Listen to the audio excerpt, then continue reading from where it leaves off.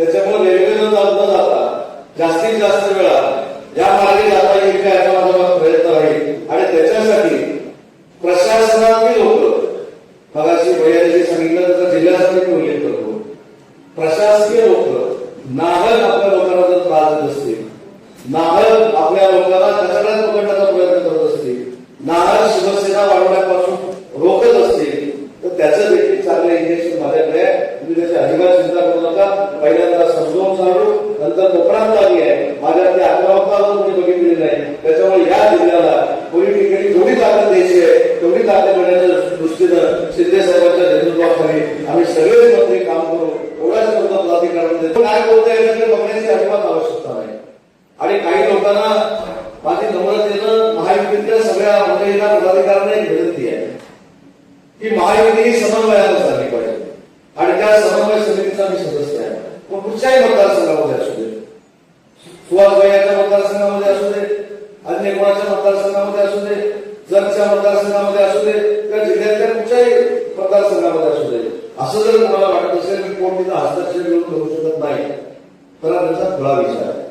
त्याच्यामुळे समन्वयानं आपण जर काम केलं, समन्वयानं आपण सगळ्यांनी एकत्र पुढे गेलो, तर महायुतीला कोणालाही विनंती करावी लागणार नाही की तुम्ही मतदान आम्हाला करा.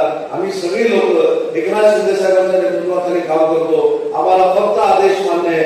एकनाथ शिंदे साहेब सांगतील ते आम्ही करणारे कार्यकर्ते आहोत, ते आम्ही करणारे पदाधिकारी आहोत. पण अशी वेळ काय येते याचं देखील आत्मचिंतन आणि आत्ममंथन काही लोकांनी करण्याची गरज आहे. आज सुहासभाई प्रामाणिकपणे काम करतात. आमचे नानाजी पाटील असतील, आमचे सगळे नगराध्यक्ष असतील, सगळे प्रामाणिकपणे काम करतात. पण मला कधी कधी वाटतं की राजकारणामध्ये नवीन नवीन काही प्रथा पडतात. प्रशासकीय कामं थांबवायची, अधिकाऱ्यांवर दबाव आणायचा, एवढंच जमलं नाही तर पोलिसांना सांगून केसेस दाखल करायच्या, हे काही योग्य नाही. राजकारणामध्ये काम करत असताना आज आम्ही क्रीडा समितीचे प्रमुख चंद्रहार पाटलांना केलेले आहेत. त्यांच्याकडनं काही लोकांनी क्रीडावृत्ती शिकावी असा माझा त्यांना मुलाचा सल्ला आहे. कारण राजकारण हे क्रीडावृत्तीचं असलं पाहिजे. राजकारणामध्ये ठीक आहे, पराभव झाला, जिंकलो तर त्याचे परिणाम काय होतात, वाईट होतात, चांगले होतात, हे सगळं आता सुहासभाईंनी आपल्याला सांगितलं. पण जसं जिंकल्यानंतर त्याला आपण काय म्हणतो, आपण एका गर्वामध्ये जातो, मोठेपणामध्ये जातो. हे जाण्यापेक्षा आपण सर्वसामान्य लोकांमध्ये निवडून आलोय, सर्वसामान्य लोकांचा प्रतिनिधी आहे, ही जर भावना आपल्या सगळ्यांमध्ये असेल, समोरच्यामध्ये असेल, आमच्यामध्ये असेल, तर कधीही कठीण याच्यामध्ये येणार नाही. तुम्ही एसआयआरचा बीएडचा इथं आढावा दिला. खरं तर मला इथे येऊन काय तुम्हाला मार्गदर्शन करण्याची आवश्यकताच नव्हती. परंतु माझ्यावर जबाबदारी दिली आहे की प्रत्येक विधानसभा मतदारसंघामध्ये जाऊन बीएडचा आढावा घ्यावा. आणि म्हणून फक्त तुम्हाला तयार झालं इथं आलो, कारण तुमचं काम बीएडचं 100% नाही तर जवळजवळ 170% पूर्ण आहे. हे बघितल्यानंतर ऐकल्यानंतर एक शिवसैनिक म्हणून आपण साहेबांचा विचार कशा पद्धतीने लोकांपर्यंत पोहोचवत आहे याचे देखील माझ्यासारख्या कार्यकर्त्याला कल्पना आहे. आणि म्हणून कार्यकर्त्याची ताकद, कार्यकर्त्यांचा आशीर्वाद आणि असे नेते की जे माझं असं अस्तित्व हे समोरच्यामुळे आहे. मी जो कोण आमदार आहे, मी जो कोण मोठा झालेलो आहे, तो कार्यकर्त्यांमुळे झालेलो आहे हे सांगणारे लोकप्रतिनिधी कमी असताना अनिल भाऊचा असा कसा तुम्ही पुढे नेताय हा सार्थ अभिमान माझ्यासारख्या कार्यकर्त्याला आहे. आणि मग भविष्यामध्ये देखील तुमच्या मतदारसंघातले वरिष्ठ लोक, तरुण सहकारी, विद्यार्थ्यांसारख्या भगिनी या तुम्हाला ठेवा म्हणून जातील हा विश्वास माझ्यासारख्या कार्यकर्त्याला आहे. आणि म्हणून कार्यकर्त्यांना देखील मला एक विनंती करायची आहे. उद्योग विभागाचं पाणी योजनेचं सुहासभाई तुम्ही सांगितलं, उद्या तुम्ही अधिवेशनाला यायच्या अगोदर तिथं कारवाई झाली आहे. तुम्ही अजिबात चिंता करू नका.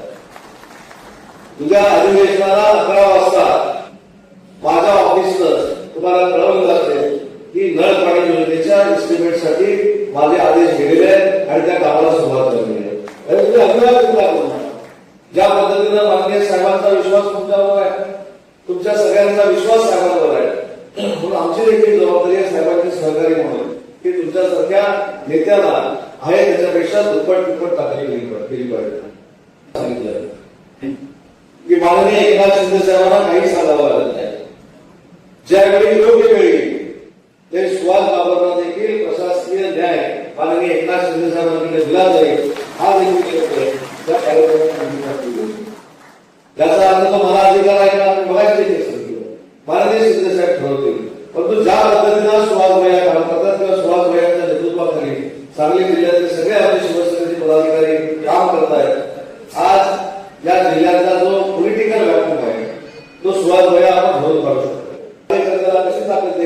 कार्यकर्त्यासाठी काय करायचं, कार्यकर्ता जर चांगलं काम करत असेल तर त्याच्यासाठी एकनाथ शिंदे साहेबांच्या नेतृत्वाखाली कसं उभं राहायचं हे थोडंफार ज्ञान मला असल्यामुळे सुभाष भैया माझ्यासारखा कार्यकर्ता जिथं बोलेल तिथं जातो. आणि म्हणून काही लोक जसं तुमची बदनामी करतात तर माझी पण बदनामी करतात. हे असं करणार आहे, तसं करणार आहे, हे करणार आहे. ही पिलावळ फारच झाली काही ठिकाणी आणि त्याच्यातली जास्त सागरीच झाली. आणखी त्रास तुम्हाला देते हे मला पूर्ण माहिती आहे. पण तुमच्यामध्ये मनगटामध्ये ताकद नाही, तुमच्या विचारामध्ये ताकद आहे, अनिल भाऊच्या विचारामध्ये ताकद आहे, शिवसेनेच्या विचारामध्ये ताकद आहे. आणि म्हणून कोणी आढळलं त्याला भुईसपाट करण्याची ताकद तुमच्यामध्ये आणि ती शिवसैनिकांमध्ये आहे. प्रत्येक पदाधिकाऱ्याने हेच ठरवलं पाहिजे की ज्या पद्धतीनं साहेब काम करतात, आम्ही सगळे सांगतो की साहेब 18 तास काम करतात, 20 तास काम करतात, आपण 1 तास 40 मिनिटं काम करूया किंवा आपण फक्त 2 तास काम करूया दिवसात, एवढं जरी ठरवलं तरी आपल्या शिवसेनेला मागे टाकेल असा पक्ष महाराष्ट्रात राहणार नाही. त्याच्यासाठी आपण काम केलं पाहिजे, आपण जीव ओतून काम केलं पाहिजे. आणि यासाठी मला फक्त आपल्याला विनंती करायची आहे की खरा आता याचा टप्पा हा 30 तारखेपासून सुरू होतो.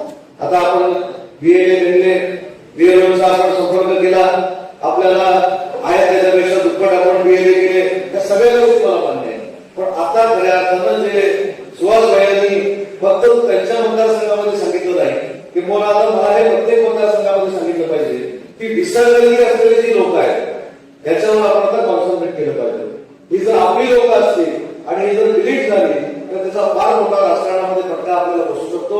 त्याच्यामुळे अतिशय चांगल्या पद्धतीचं मार्गदर्शन सुहासजींनी करत असताना नुसतं तुमच्याबद्दल नाही, आम्हाला देखील कुठेतरी मार्गदर्शन केलेलं आहे की आता बाबा विसरण्याची असलेली जी मतं आहे ती जर आपली असतील तर ती तशीच ठेवण्याची जबाबदारी ही बीएलएची आहे. यासाठी देखील आपण सगळ्यांनी मिळून काम केलं पाहिजे. आणि शेवटी हा फक्त काय आमदारकीचा प्रश्न नाही आहे किंवा हा काय फक्त खासदारकीचा प्रश्न नाही. भविष्यामध्ये 30 वर्षात येणाऱ्या ग्रामपंचायत, पंचायत समिती, जिल्हा परिषद या सगळ्या निवडणुकांवर याचा परिणाम होणार आहे. त्याच्यामुळे सगळ्या पदाधिकाऱ्यांना मला विनंती करायची आहे की अतिशय लक्ष देऊन डोळ्यात तेल घालून हे पुढचं काम आपण करणं गरजेचं आहे आणि ते काम आपण अतिशय चांगल्या पद्धतीने करावं एवढीच विनंती या बैठकीच्या निमित्तानं मी आपल्याला करतो.